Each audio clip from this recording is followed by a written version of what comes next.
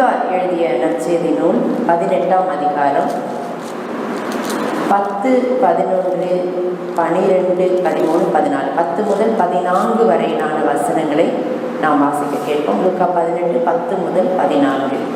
2 மனுஷர் ஜெபம் பண்ணும்படி தேவாலயத்திற்கு போனார்கள். ஒருவன் பரிசேயன், மற்றவன் ஆயக்காரன்.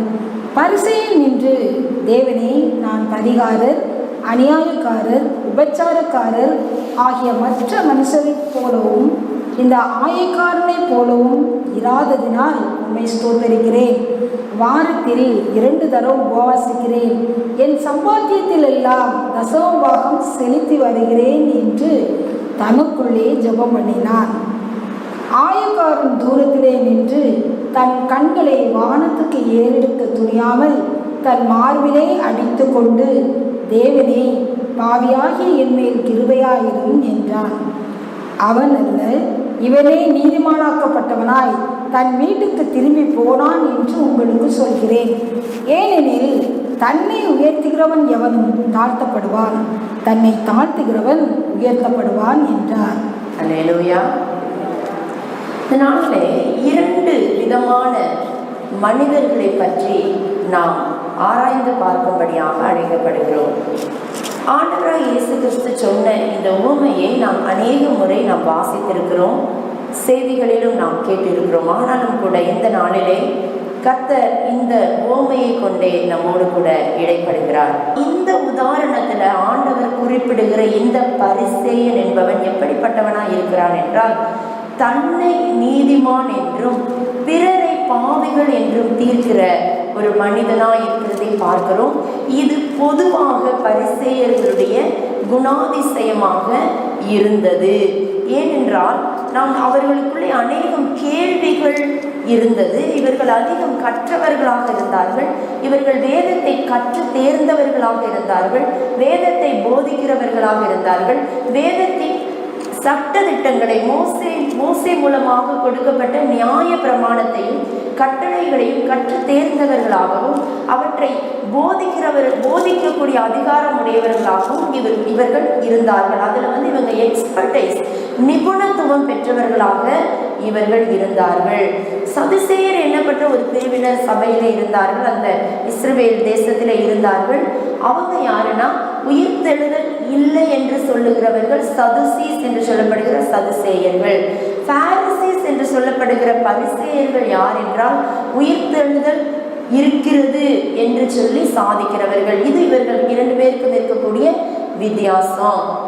பாருங்கள், அந்த நாட்களிலே தேசத்தை யார்தான் ஆளுகை செய்து கொண்டிருந்தார்கள் என்றால், இந்த தேவாலயத்திலே வேதாகமத்திலே கற்று தேர்ந்தவர்கள் தான் இஸ்ரேல் தேசத்தை அவர்கள் ஆளுகை செய்து கொண்டிருந்தார்கள். ஆகவேதான் ஆண்டவராய் இயேசு கிறிஸ்து வேதாகமத்தை கற்று தேர்ந்தவராகவும் அவருக்கு பின்னால் ஒரு கூட்டம் போகிறதையும் பார்த்து இவர்கள் எல்லாரும் இயேசு சுவாமியின் மீது பொறாமைப்பட்டு அவரை கொலை செய்தவர்களாக இருந்தார்கள் என்பதை நாம் பார்க்கிறோம்.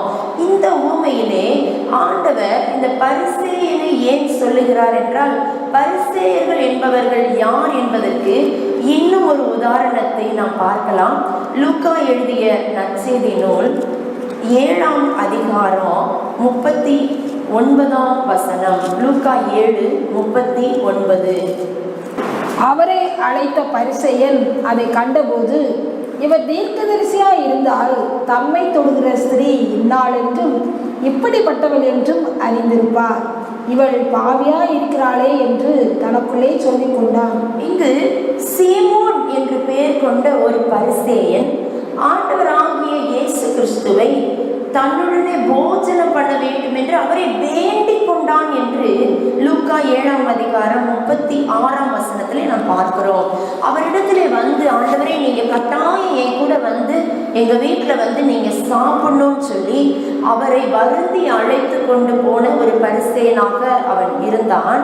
ஆனா அவர் அந்த பரிசேயன் வீட்டிலே அவர் போஜன பந்தி இருக்கிறதை அந்த ஊரில் இருக்கிற ஜனங்கள் எல்லாரும் அறிந்து ஆண்டவராக இயேசு கிறிஸ்துவினிடத்திலே திரளாக கூடி வருகிறார்கள். அப்போது அந்த ஊரில் இருந்த பாவியாகிய ஒரு ஸ்திரீயும் என்ன செய்கிறாள், ஆண்டவராய் இயேசு கிறிஸ்துவை பார்ப்பதற்கு வருகிறாள். அவள் சும்மா வரவில்லை. ஒரு பரணியிலே, அதாவது ஒரு தைல குப்பி, பரிமள தைலம், சென்ட் பாட்டில் பரிமள தைலம் கொண்டு வந்து அவருடைய பாதங்களின் அருகே அவருக்கு பின்னாக நின்று அழுது கொண்டு அவருடைய பாதங்களை தன் கண்ணீரினால் நனைத்து அதை தன் தலைமையினால் துடைத்து அவருடைய பாதங்களை ஓயாமல் முத்தம் செய்து அந்த பரிமள தைலத்தை அவருடைய பாதத்திலே அவள் பூசிக்கொண்டே இருந்தாள். அல்லேலூயா. அந்த பரிமள தைலத்தினுடைய வாசனை அந்த வீடு முழுவதும் எப்படி இருந்தது? அது நிரம்பி இருந்தது.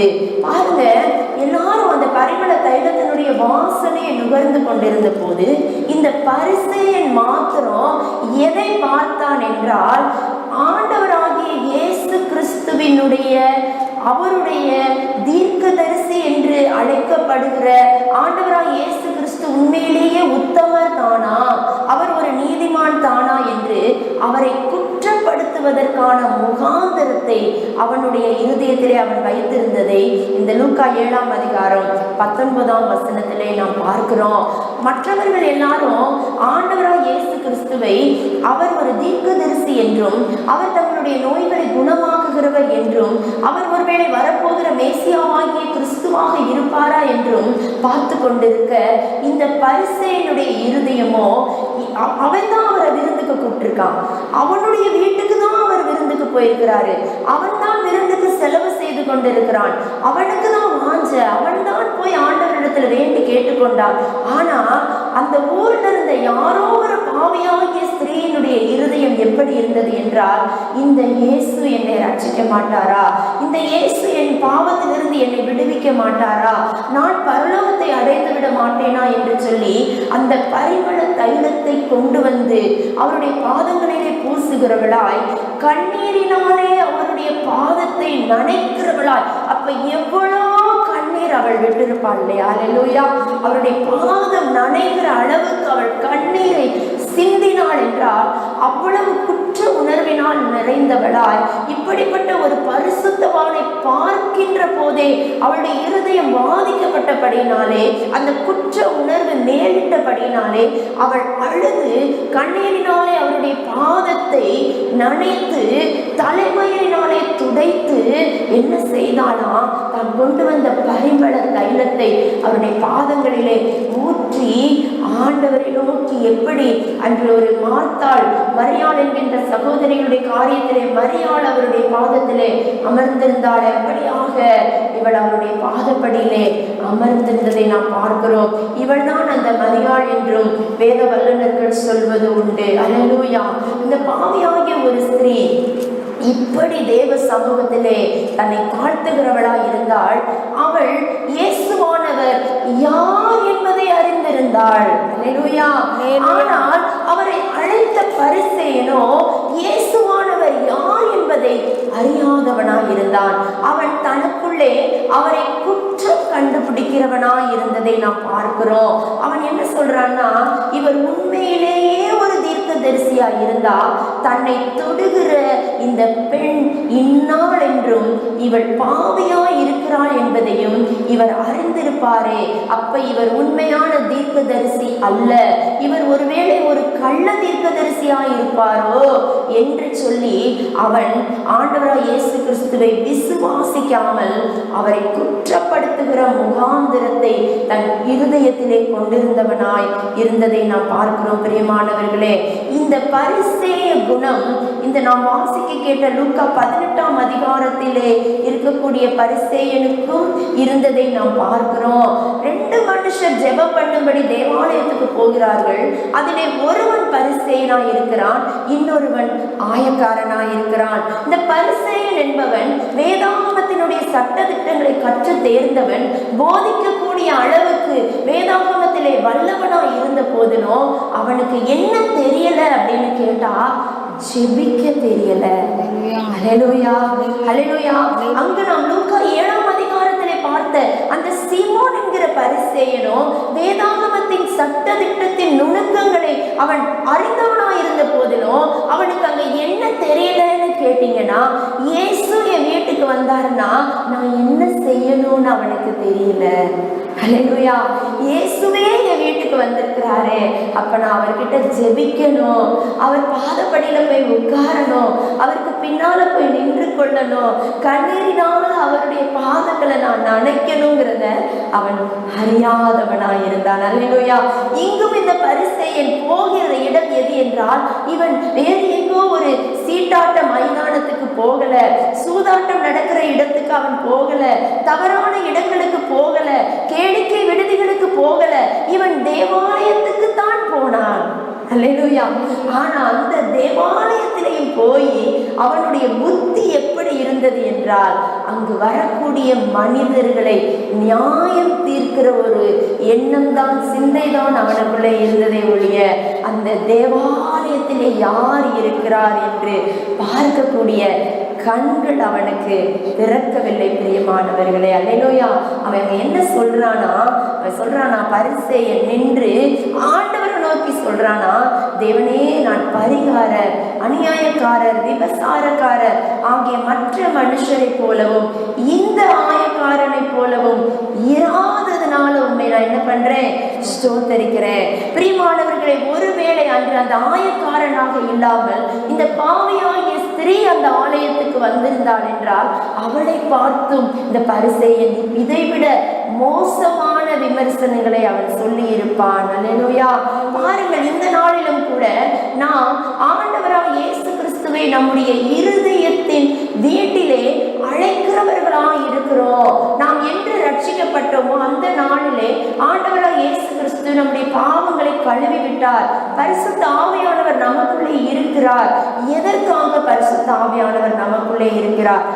நம்முடைய பாவத்தை குறித்தும் தேவ நீதியை குறித்தும் நமக்கு கண்டித்து உணர்த்தி, நம்மை போதித்து, நமக்கு புத்தி சொல்லுகிற, நம்மை சரியான பாதையை நடத்துகிற, நாம் வலது புறமோ இடது புறமோ விலகுகிற போது வழி இதுவே, இதிலே நட மகனே, இதிலே நட மகளே என்று சொல்லி நம்மை சரியான பாதையிலே நடத்துகிறவராக பரிசுத்த ஆவியானவர் இருக்கிறார். அதற்குத்தான் பரிசுத்த ஆவியானவர் நமக்கு தரப்பட்டிருக்கிறார். ஆனால் பிரியமானவர்களே, அவ்வளவு ஒரு உத்தமமான உன்னதமான, ஒருவேளை பழைய ஏற்பாட்டிலே அநேக பேருக்கு தரப்பட்டிராத பரிசுத்த ஆவியானவர், அல்லேலூயா, இன்றைக்கு எல்லோர் மீதும் பரிசுத்த ஆவியானவர் ஊற்றப்படுகிறார். யாரெல்லாம் ஆண்டவராக இயேசு கிறிஸ்துவினுடைய இரத்தத்தினாலே கழுவப்படுகிறார்களோ அவர்கள் ஒவ்வொருவர் மீதும் பரிசுத்த ஆவியானவர் ஊற்றப்படுகிறார். ஆனால் பிரியமானவர்களே, இப்படிப்பட்ட பரிசுத்த ஆவியானவரை நம்முடைய இருதயமாகிய வீட்டுக்குள்ளே நாம் வருந்தி அழைத்து நாம் வைத்து கொண்டிருக்கிறோம். நாம் அவரை வருந்தி அழைத்து நாம் அவரை நம்முடைய இருதயத்தில் ஏற்றுக்கொண்டிருக்கிறோம். ஆனால் அவர் நம்மை நியாயம் தீர்த்து, நம்மை கண்டித்து உணர்த்தி, பாருங்க, எனக்குள்ளே ஏன் பரிசுத்த ஆவியானவர் இருக்கிறார் என்றால், அவர் என்னை கண்டித்து உணர்த்துவதற்காகத்தான் அவர் எனக்குள்ளே இருக்கிறார். அல்லேலூயா. நான் என்ன பண்றேன்னா, அந்த பரிசுத்த ஆவியானவருக்கு நான் இடம் கொடுக்காமல், அவரை நீங்க கொஞ்சம் அமைதியா இருங்கப்பா என்று சொல்லிவிட்டு, அவர் எனக்கு கொடுத்திருக்கிற சமாதானத்தை நான் எடுத்துக்கொண்டு நான் என்ன பண்றேன்னா, மற்றவர்களை நியாயம் தீர்க்கிறவளாக இந்த நாட்களிலே நான் இருப்பது எத்தனை பெரிய பரிதாபம் பிரியமானவர்களே, எத்தனை பெரிய பரிதாபம். பாருங்கள், அந்த நாட்களில் தான் பரிசேயர்கள் அப்படி இருந்தார்கள் என்று பார்க்கிறோம். இந்த நாட்களிலும் பரிசேய மனப்பான்மை உங்களிடத்திலும் என்னிடத்திலும் உண்டா என்பதை குறித்து இந்த நாளிலே நாம் ஆராய்ந்து அறிய வேண்டியவர்களாய் இருக்கிறோம். அல்லேலூயா. அந்த பரிசேய மனோபாவம் நம்மிடத்திலே உண்டா? ஆண்டவராகிய இயேசு கிறிஸ்துவை வீட்டிலே வருந்தி அழைக்கிறவர்களாய் நாம் இருக்கிறோம். பரிசுத்த ஆவியானவருடைய அபிஷேகத்திலே நிரம்புகிறவர்களாய் இருக்கிறோம். நல்லதுதான், நல்லதுதான். ஆனால் அந்த பரிசுத்த ஆவியானவரை நாம் எப்படி நாம் பயன்படுத்தி கொள்ளுகிறோம்? பரிசுத்த ஆவியானவருக்கு நாம் எப்படி இடம் கொடுக்கிறோம்? அவர் நம்முடைய இருதயத்தில் உள்ள காரியங்களை நமக்கு உணர்த்தி நமக்கு போதிப்பதற்காகத்தான் அவர் நம்முடைய இருதயத்திலே இருக்கிறார். பாருங்கள், வேத வசனம் பரிசுத்த ஆவியானவரை குறித்து என்ன சொல்லுகிறது? யாக்கோபு எழுதிய பொதுவான நிருபம் 4ஆம் அதிகாரம் 5ஆம் வசனம் வாசிக்கலாம். யாக்கோபு 4:5. நம்மில் வாசமாய் இருக்கிற ஆவியானவர் நம்மிடத்தில் வைராக்கிய வாஞ்சாய் இருக்கிறார் என்று வேத வாக்கியம் வீணாய் சொல்லுகிறது என்று நினைக்கிறீர்களா? அடுத்த வசனம் வாசி. அவர் அதிகமான கிருபையை அளிக்கிறாரே, ஆதலால் தேவன் பெருமை உள்ளவர்களுக்கு எதிர்த்து நிற்கிறார், தாழ்மை உள்ளவர்களுக்கோ கிருபை அளிக்கிறார் என்று சொல்லி இருக்கிறது. பிரியமானவர்களே, இன்று ஆவியானவர் எதற்காக உங்களுக்குள்ளும் எனக்குள்ளும் வாசமாய் இருக்கிறார் என்றால், ஆவியானவராலே நிரம்பி நாம் அந்நிய பாஷைகளை பேசுகிறோம், தீர்க்க தரிசனங்களை நாம் உரைக்கிறோம், ஆவியானவருடைய வல்லமையை கொண்டு பிசாசுகளை துரத்துகிறோம். நாம் ஜெபிக்கிற போது, நமக்குள்ளே இருக்கிற பரிசுத்த ஆவியானவர் வேண்டிக் கொள்ளுகிற போது அங்கு அற்புதங்கள் நடக்கிறது, அதிசயங்கள் நடக்கிறது, அடையாளங்கள் நடக்கிறது. பாருங்கள், அன்று அந்த பரிசேயன் எப்படி சட்ட திட்டங்களை, வேதாகமத்தின் சட்ட திட்டங்களை கற்று தேர்ந்து அதனுடைய நுணுக்கங்களிலே அவன் நிபுணத்துவம் பெற்றிருந்தானோ, அப்படி நாமும் பல நேரங்களிலே நமக்குள்ளே இருக்கிற பரிசுத்த ஆவியானவர் வெளிப்படும்படியான காரியங்களிலே நாம் நிபுணத்துவம் பெற்றவர்களாய் இருக்கிறோம். அல்லேலூயா. ஆனால் அன்று அந்த பரிசேயன் ஏன் இந்த வேதாகமம் எனக்கு கொடுக்கப்பட்டது, இதனால எனக்கு என்ன பிரயோஜனம் என்பதை அவன் அறியாமல் இருந்தான். அல்லேலூயா. இந்த வேதாகமத்தை நான் எப்படி பயன்படுத்திக் கொள்வது, இதை கொண்டு நான் எப்படி பரலோக ராஜ்யத்தை அடைவது என்பதை அவன் அறியாமல் இருந்தான். அதை பார்க்கும்படிக்கு அவனுடைய கண்கள் திறக்கப்படவில்லை, அவனுடைய மனக்கண்கள் குருடாக்கப்பட்டிருந்தபடியினாலே பிரியமானவர்களே, அவனால் இயேசு யார் என்பதை அறிந்து கொள்ள முடியவில்லை. ஹல்லேலூயா, ஹல்லேலூயா. நாளிலும் கூட பிரியமானவர்களே, நமக்குள்ளே வாசமாயிருக்கிற ஆவியானவர் எப்படி இருக்கிறார் என்றால், நம்மிடத்தில் வைராக்கிய வாஞ்சையாய் இருக்கிறார் என்று வேத வாக்கியம் வீணாய் சொல்லுகிறது என்று நினைக்கிறீர்களோ? எதற்காக பரிசுத்த ஆவியானவர் நமக்குள்ளே வாசமாயிருக்கிறார் என்றால், ஜனங்களை விடுவிப்பதற்காக என்பது உண்மைதான். நாம் அந்நிய பாஷை பேச வேண்டும் என்பதற்காக என்பது உண்மைதான். நாம் தீர்க்க தரிசனம் உரைக்க வேண்டும் என்பதற்காக என்பது உண்மைதான். ஆனால் அதை காட்டிலும் மிக மிக அதிகமாக அவருடைய நோக்கம் என்னவென்றால், நீங்களும் நானும் இயேசுவை போல மாற வேண்டும். அல்லேலூயா, அல்லேலூயா. நீங்களும் நானும் இயேசுவை போல மாற வேண்டும். உங்களையும் என்னையும் இயேசுவை போல மாற்றுவதற்காகத்தான் அவர் நம்மீது வைராக்கிய வாஞ்சையாய் அவர் நமக்குள்ளே வீற்றிருக்கிறார். அவர் அதிகமான கிருபையை நமக்கு அளிக்கிறார். ஆதலால் தேவன் பெருமை உள்ளவர்களுக்கு எதிர்த்து நிற்கிறார், தாழ்மை உள்ளவர்களுக்கோ கிருபை அளிக்கிறார் என்று சொல்லி இருக்கிறது. எந்த பரிசுத்த ஆவியானவர் நமக்குள்ளே வாசம் பண்ணி நமக்கு கிருபையை அளித்து நம்மை நீதிமான்கள் ஆக்க போகிறாரோ, அதே பரிசுத்த ஆவியானவர் நமக்குள்ளே இருப்பதினாலே நம்மிலிருந்து வெளிப்படுகிற வரங்களை கொண்டு நாம் பெருமைப்படுகிறவர்களாய் மாறி போவது எத்தனை பெரிய பரிதாபம் பிரியமானவர்களே, எத்தனை பெரிய பரிதாபம். அல்லேலூயா, அல்லேலூயா. ஆவிக்குரிய பெருமையாக இருந்தாலும் அதுவும் பெருமைதான். பாருங்க, இந்த பெருமை தான் என்ன செய்யுதுன்னு கேட்டீங்கன்னா, மிக சுலபமாக மற்றவர்களை விரல் நீட்டி குற்றப்படுத்துகிறது. அல்லேலூயா, அல்லேலூயா. பாருங்க, இங்க 2 பரிசேயர்களை பார்க்கிறோம். இந்த 2 பரிசேயர்களுமே குற்றப்படுத்துகிறவர்களாக இருக்கிறார்கள். ஒரு பரிசேயன் தன்னோடு கூட இருந்து ஜெபித்துக் கொண்டிருந்த ஒரு மனிதனை அவன் குற்றப்படுத்தினான். ஆனால் இன்னொரு பரிசேயனோ தன்னுடைய வீட்டுக்கு வந்த அந்த ஸ்திரீயையும் குற்றப்படுத்தினான். ஆண்டவராகிய மேசியாவாகிய இயேசு கிறிஸ்துவையே குற்றப்படுத்த துணிந்தவனாய் அவன் இருந்ததை பார்க்கிறோம் பிரியமானவர்களே. அல்லேலூயா, அல்லேலூயா. அந்த நாளிலே நாம் அதிகமாக வேதத்தை கற்கிறோம், அதிகமாக நாம் பிரசங்கங்களை கேட்கிறோம், அதிகமாக ஜெபிக்கிறோம், அதிகமாக ஆவியானவருடைய வல்லமையை நாம் பெற்றுக்கொள்கிறோம். எதற்காக? என்பதற்காக, நான் என்னை நீதிமான் என்றும் நான் என்னை பரிசுத்தமான் என்றும் சொல்லிக்கொண்டு பிறரை குற்றப்படுத்துவதற்காகவா பரிசுத்த ஆவியானவர் எனக்குள்ளே வாசமாய் இருக்கிறார்? அல்லவே. ஹல்லேலூயா, ஹல்லேலூயா. நாம் என்ன செய்ய வேண்டும் என்று சொல்லி இங்கு அப்போஸ்தலனாகிய பவுல் நமக்கு சொல்லி தருகிறதை பார்க்கிறோம். ஒருவேளை நம்முடைய வாழ்க்கையிலே பாவியான ஸ்திரீயை போன்ற மனிதர்களையோ அல்லது ஆயக்காரர்களையோ நாம் சந்திக்கிற போது நாம் என்ன செய்ய வேண்டுமா? அவர்களுடைய பலவீனங்களுக்காக நாம் ஜெபிக்க வேண்டும் என்று பரிசுத்த வேதாகமம் நமக்கு கற்றுத்தருகிறது. 2 கொரிந்தியர் 11ஆம் அதிகாரம் 28, 29 வாசிப்போம். 2 கொரிந்தியர் 11, 28, 29.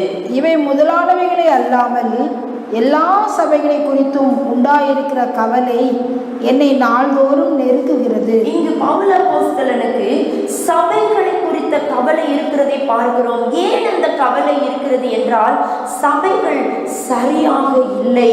அல்லேலூயா. சபைகள் சரியாக இல்லை.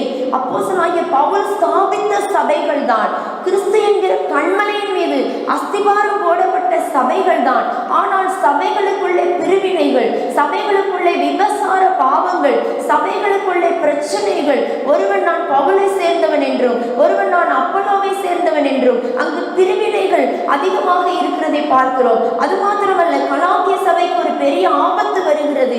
கலாத்திய சபையிலே நியாயப்பிரமாணத்தை தான் பின்பற்ற வேண்டும், விருத்த சேதனம் செய்ய வேண்டும் என்று சொல்லி அங்கு ஒரு யூதர்கள் கள்ள வழியாக நுழைந்து அந்த கலாத்திய சபையினரை பக்க வழியாக நுழைந்து அவர்களை பிடித்து ஒரு பக்கம் இழுத்து கொண்டிருக்கிறார்கள். இப்படித்தான் ஸ்தாபித்த சபைகளை குறித்த கவலை பவுல் அப்போஸ்தலன் நெருக்குகிறதை ஒழிய, நான் இந்த சபையை இப்படி ஸ்தாபிச்சுட்டு வந்தேன், அது சரியில்லை, இது சரியில்லை, இவங்க வேசித்தனம் பண்ணி கொண்டு இருக்கிறாங்க, இவங்க 2 பேருக்கு நடுவில் சண்டை போட்டுட்டு இருக்கிறாங்க, முறுமுறுத்துட்டு இருக்கிறாங்க, தர்க்கம் பண்ணிட்டு இருக்கிறாங்க என்று சொல்லி அவர் அதை குற்றம் சாட்டவில்லை.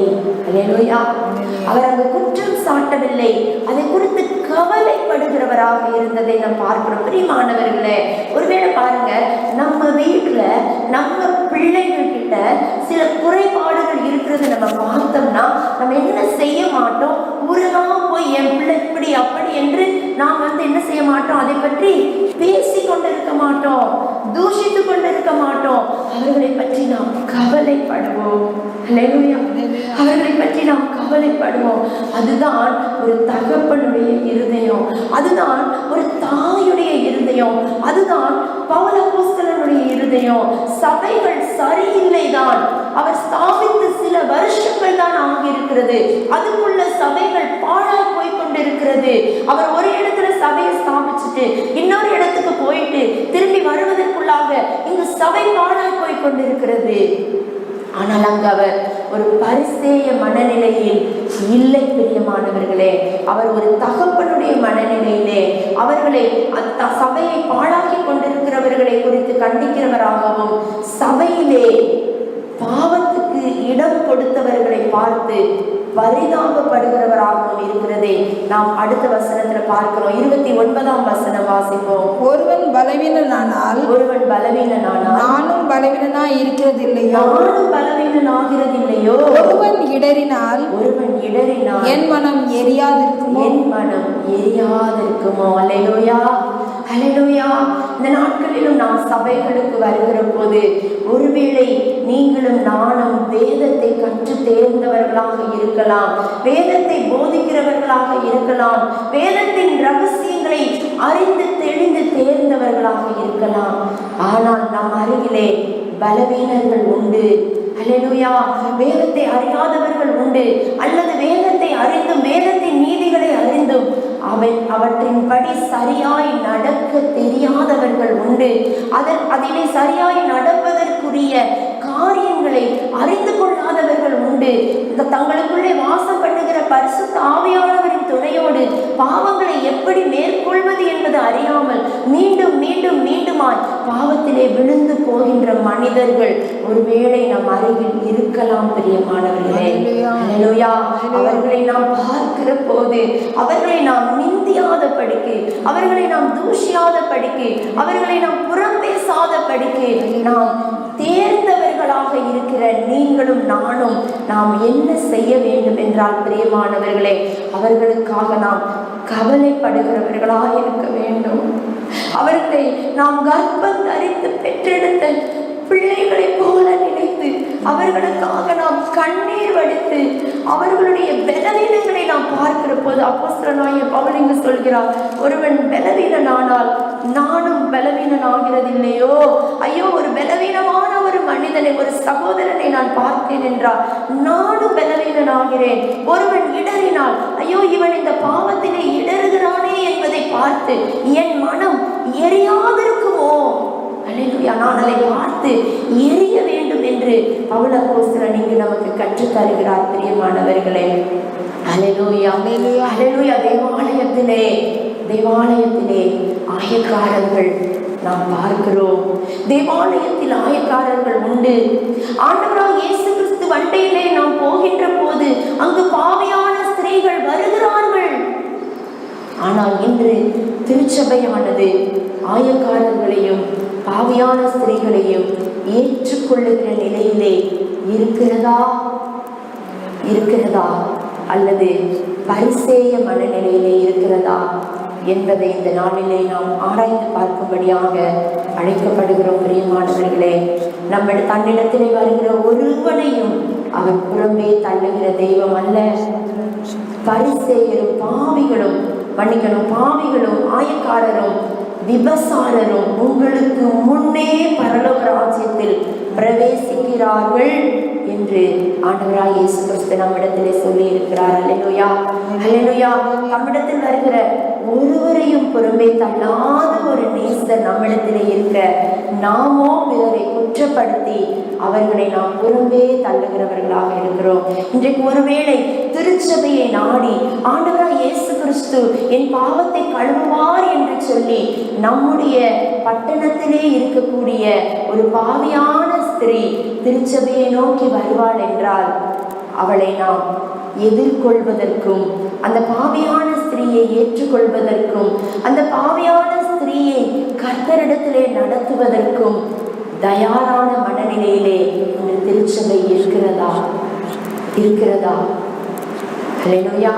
ஒருவேளை வட்டிக்கு வாங்கி பெரிய பணக்காரனான ஊரே விரல் நீட்டி குற்றம் சாட்டுகிற ஒரு மனிதன் இந்த நாளிலே ரட்சிக்கப்படுகிறான் என்றால் அவனை ஏற்றுக்கொண்டு, அல்லேலூயா, அவனை முழு மனதோடு ஒரு தகப்பனுடைய இருதயத்தோடு ஏற்றுக்கொண்டு அந்த மனிதனுக்கு போதித்து அவன் மீது அன்பு செலுத்தி அவனை கிறிஸ்துவை நோக்கி பரலோக ராஜ்யத்தை நோக்கி நடத்துகிற நிலையிலே இன்றைக்கு திருச்சபை இருக்கிறதா?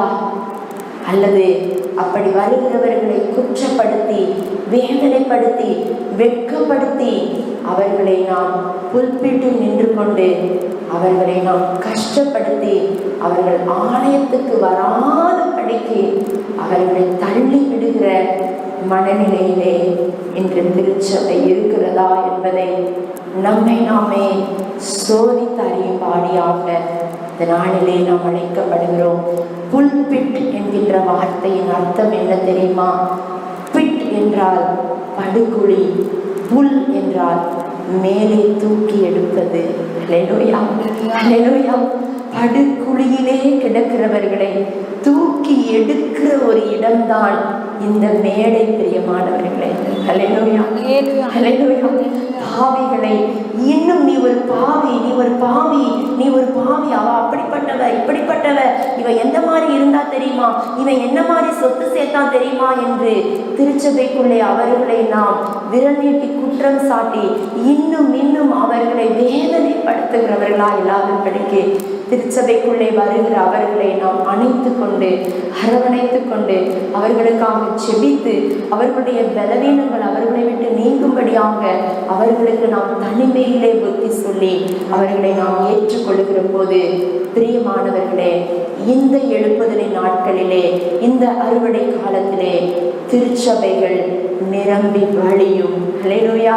இன்று ஆயத்தப்பட வேண்டியது யார் என்றால், வெளியிலே இருக்கக்கூடிய பரிசேயர்களும் பாவியானவர்களும் அல்ல, உள்ளே வெளியே இருக்கக்கூடிய ஆயக்காரர்களும் வெளியே இருக்கக்கூடிய பாவிகளும் அல்ல, உள்ளே இருக்கக்கூடிய பரிசேய மனநிலையிலே இருக்கக்கூடிய விசுவாசிகளாகிய கிறிஸ்தவர்களாகிய நீங்களும் நானும் தான் என்று மனம் திரும்ப வேண்டிய நிலையிலே இருக்கிறோம். ஆவியானவர் நம்மோடு கூட பேசி இருக்கிறார். அல்லேலூயா, அல்லேலூயா. ஆவியானவர் நம்மோடு கூட பேசி இருக்கிறார். அப்படியே நம்ம ஒப்பு கொடுப்போம் தேவ சமூகத்துல. ஆண்டவரே, இப்படிப்பட்ட பாவம் என்னிடத்திலே உண்டு ஆண்டவரே, இப்படிப்பட்ட முறுமுறுப்பு என்னிடத்துல உண்டு ஆண்டவரே. அப்பா, உங்களுடைய வெளியேற பெற்ற ரத்தத்தினால கழுவப்பட்டு அதனாலதான் நான் நீதிமானாக்கப்பட்டிருக்கேன் ஆண்டவரே, அதனாலதான் நான் பரிசுத்தமாக்கப்பட்டிருக்கேன். என்னுடைய கிரியைகளினால அல்ல டாடி. ஹல்லேலூயா. கிருபையினாலே விசுவாசத்தை கொண்டு ரட்சிக்கப்பட்டீர்கள். இது உங்களால் உண்டானதல்ல, இது தேவனுடைய ஈவு. ஒருவனும் மேன்மை பாராட்டாத படிக்கு இது கிரியைகளினால் உண்டானது அல்ல. நீங்களும் நானும் ரட்சிக்கப்பட்டிருப்பது, நீங்களும் நானும் நீதிமான்கள் ஆக்கப்பட்டிருப்பது, நீங்களும் நானும் என்று தேவாலயத்திலே அமர்ந்திருப்பது உங்களுடைய என்னுடைய கிரியைகளினால் அல்ல, அது அவருடைய சுத்த கிருபை. பிரியமானவர்களே, அது அவருடைய சுத்த கிருபை. ஹல்லேலூயா. ஆண்டவரே சொல்லுவோம், ஆண்டவரே இந்த கல்வாரி சிலுவையில் உங்க ரத்தத்தை சிந்தி மறைத்தீங்களே ராஜா. நான் பாவியாயிருந்தேன், நான் ஒரு துரோகியாயிருந்தேன், நான் பாவ ஆதாமின் வழி வந்தவனாய், பாவ ஏவாளின் வழி வந்தவனாய் நான் இருந்தேன் ஆண்டவரே. நீர் என் மீது கிருபை கொண்டீர் ஆண்டவரே. நான் ஒரு காலத்திலே தேவன் அற்றவனாய் இருந்தேன் ஆண்டவரே, தேவன் அற்றவனாய் நான் இருந்தேன் ஆண்டவரே. நீர் யூதர்களை ரட்சிக்க வந்த தேவன் அவர்களை தள்ளி ஆண்டவரை புறஜாதியான என்னை நீர் ஏற்றுக்கொண்டது. நான் பாவியாக இருந்த போது என் மீது அன்பு கூர்ந்து நீர் எனக்காக மரித்து நீர் எனக்காக ரத்தம் சிந்தி இருக்க, இன்று அந்த விலையேற பெற்ற ரத்தத்தினால் கழுவப்பட்ட பரிசுத்தமாக்கப்பட்ட நீதிமானாக்கப்பட்ட இருதயத்தை பெற்றுக்கொண்டு அதனாலே சமாதானத்தையும் பெற்றுக்கொண்டு ஆண்டவரே, மற்றவர்களை விரல் நீட்டி குற்றப்படுத்துகிறவனாய் திருச்சபைக்குள்ளே வருகிறவர்களை வெளியே தள்ளி விடுகிறவளாய். ஹல்லேலூயா, ஹல்லேலூயா. நான் இருக்கிறேனேப்பா, என்ன மன்னிங்கப்பா, என்ன மன்னிங்கப்பா சொல்லுவோம். அப்படிப்பட்ட பாவம் நம்மிடத்தில் உண்டா? பிரியமான தேவ ஜனமே, இந்த வேளையில் ஆண்டவரே என்னை மன்னியும் ஆண்டவரை சொல்லுவோமா.